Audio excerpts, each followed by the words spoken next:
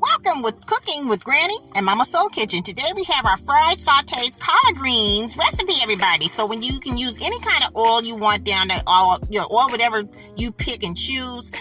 I use vegetable oil. You can use frozen kale. We use frozen collard greens. It's really good, everybody. You know what I'm saying? It's really nice and green. Some good old minced garlic. And we're going to go ahead and saute that into our chosen oil, which is vegetable oil on this side.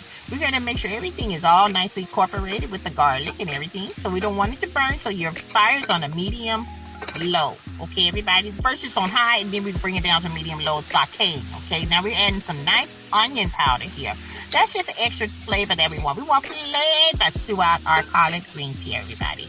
I'm telling you, everybody eats with their eyes first, and especially when your stuff looks delicious. Now we're going to add in sauteed onion, better than bouillon, everybody. This is the seal and the magic that we use, okay? You use a big old tablespoon of this, and we go ahead and whisk it all together into the nice hot skillet of the sauteed collard greens. Now this is after about 5 minutes of cooking all together. Now we're going to go ahead and make sure all that just sizzles and simmers to the niceness of all the flavors throughout, everybody. Oh, it's just succulent. Now we're going to do this for another 5 minutes and let it just kind of simmer on low. And this is how it looks afterwards. We're going to go ahead and make sure everything's all nice and incorporated. Now, what you guys think about that? It could be vegetarian friendly and vegan friendly, whatever your heart desires. Follow us more on YouTube. See you soon.